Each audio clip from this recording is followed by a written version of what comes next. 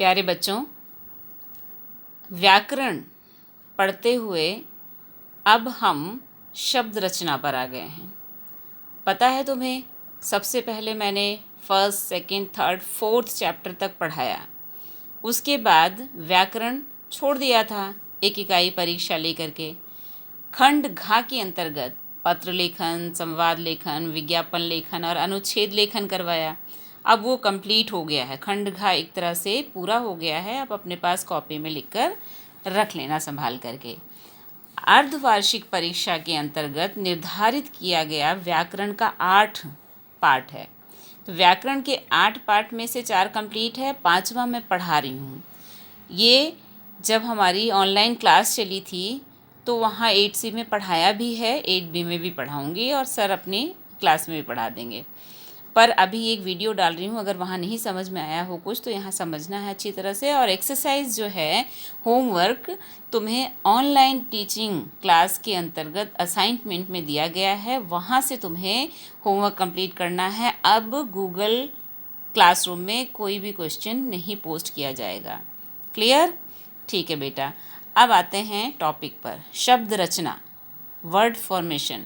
शब्द रचना में शब्दों का निर्माण करना।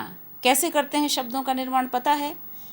आपके पुस्तक के अनुसार, आपके उम्र के अनुसार, आपके स्तर के अनुसार, आपकी कक्षा के अनुसार अभी आपको जो बताया है सिर्फ 2 तरीका बताया। वैसे समास को भी इसके अंतर्गत रखते हैं, परंतु 2 को ही बताया है। ठीक है, एक तो है उपसर्ग और दूसरा है प्रत्यय। ठीक, आज मैं आप लोगों को उपसर्ग के बारे में ही बताऊंगी। थोड़ा थोड़ा पढ़ेंगे, अच्छे से पढ़ेंगे। उपसर्ग, प्रीफिक्स बोलते हैं इसको। उपसर्ग जो होता है किसी भी मूल शब्द में पता है पहले लगता है। देखो, भाषा व्यवहार में हम कम से कम शब्दों का प्रयोग करके अत्यधिक काम करना चाहते हैं, इसलिए शब्दों के आदि तथा अंत में कुछ जोड़कर या उनकी मात्राओं में बदलाव लाकर नए से नया अर्थ बोध कराना चाहते हैं। इस प्रकार एक ही शब्द से अनेक अर्थों की अभिव्यक्ति के लिए, मतलब एक ही शब्द से बहुत सारे अर्थ निकले, ऐसे शब्दों का, ऐसे नवीन शब्दों को बनाते हैं। उन्हें शब्द निर्माण कहें या फिर शब्द रचना कहें, एक ही बात होती है। मुख्य रूप से शब्दों की रचना 2 प्रकार से की जाती है। पहला है उपसर्ग, दूसरा है प्रत्यय। आज हम पढ़ेंगे उपसर्ग। ठीक है, अब उपसर्ग किसे कहते हैं? प्रत्येक भाषा में समय के परिवर्तन और आवश्यकता के अनुसार नए नए शब्दों का निर्माण होता रहता है। इसके लिए कुछ मूल शब्दों से पहले शब्द या शब्दांश लगाकर नया शब्द बनाते हैं। पहले लगने वाले इस शब्द या शब्दांश को उपसर्ग कहते हैं। ठीक है, अब सीधा सा अर्थ निकल रहा है कि जो पहले लगता है मूल शब्द के उपसर्ग होता है। ठीक, परिभाषा देखें आप। किसी शब्द से पहले जुड़कर उसके अर्थ को नया रूप प्रदान करने वाले शब्दांश को उपसर्ग कहते हैं। ठीक, अब आगे देखते हैं।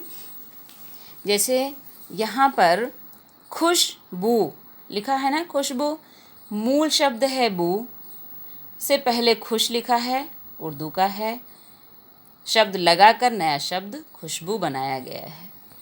ठीक, अब मूल शब्द गति से पहले सम लगा दिया शब्दांश, तो क्या बन गया?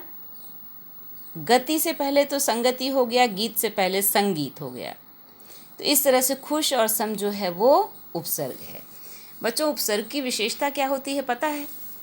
उपसर्ग का अपना कोई अर्थ ना होने के कारण इनका स्वतंत्र रूप से प्रयोग नहीं होता है। ये शब्दों से पूर्व जुड़कर उनके अर्थ में परिवर्तन ला देते हैं। मैं बार बार ये कहूँगी कि मूल शब्द होता है एक, उसके आगे जो शब्दांश जुड़ता है उपसर्ग होता है, पीछे जुड़ता है वो प्रत्यय होता है। तो अभी हम क्या पढ़ रहे हैं?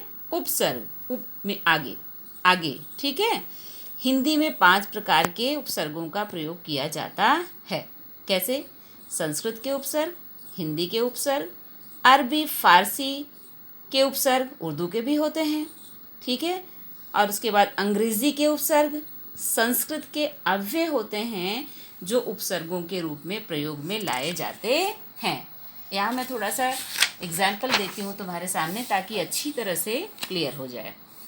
संस्कृत के उपसर्ग हैं जैसे अति, अधिक, इससे शब्द बना अतिरिक्त, अत्यंत, अत्याचार। अधि श्रेष्ठ और ऊपर के अर्थ में प्रयुक्त होता है। अधिकार, अध्यादेश, अध्ययन। अनु पीछे, गौण, समान, अनुचर, अनुसार, अनुभव। फिर उसके बाद है ये हिंदी के उपसर्ग अ, जिसका अर्थ निकलता है कम, अछूत, अथाह, अध, आधा, अध बना, अध पका। अन निषेध के अभाव में, अनजान, अनहोनी, अन। फिर आता है अरबी, फारसी, उर्दू के कम शब्द है, शब्द नहीं शब्दांश है, उपसर्ग थोड़ा जो है इसका अर्थ निकल रहा है। और उदाहरण के तौर पर जो शब्द बना है कमज़ोर, कमअक्ल, कम उम्र। खुश का अर्थ जो है वो अच्छा के लिए लिया जाता है। शब्द बनता है खुश नसीब, खुश मिजाज, खुश दिल। अंग्रेज़ी के उपसर्ग deputy, deputy commissioner, deputy collector, sub जज, sub inspector, sub committee, vice principal, vice chancellor आदि। अब संस्कृत के अव्यय से जो बनता है वो है अभाव के अर्थ में अज्ञान, अहिंसा। अधः नीचे, अधोमुख, अधोगति, अधःपतन। इस तरह से ये शब्द आपके बन गए हैं, बता दिए गए हैं, इस तरह से बनते हैं। अब एक्सरसाइज में दूंगी आपको गूगल क्लासरूम के बजाय माइक्रोसॉफ्ट टीचिंग टीम में, और माइक्रोसॉफ्ट टीचिंग के दौरान मैंने ये एक्सरसाइज समझाई भी है बच्चों को, तुम सबको, कि किस तरह से इसे सॉल्व करना है। तो ये बेटा इसमें अगर आपको समझ नहीं आ रहा है तो इसमें से तो कोई लिखना नहीं है, आपको ऑलरेडी वहाँ पर एक्सरसाइज असाइनमेंट में पोस्ट कर दिया गया है, वहाँ से देख करके लिखना है। अगर किताब आपके पास है तो किताब में ही लिख लेना, किताब नहीं है तो जो भी आपकी कॉपी है उसमें लिखना ज़रूर। उपसर्ग किसे कहते हैं? शब्दों से उपसर्ग मूल शब्द अलग करना है, उपसर्ग तथा दूसरे वर्ग से शब्द लेकर के शब्द बनाना है। और ये ऑलरेडी सारा लिखा है, मैंने प्रैक्टिस भी करवाई थी किस तरह से आपको शब्द लिखना है। और दो दो बनाने, एक ही बनाना है। तो यहाँ बुक में भी बहुत खाली जगह है, यहाँ पर आप पेन या पेंसिल से लिख लेना, ठीक है ना।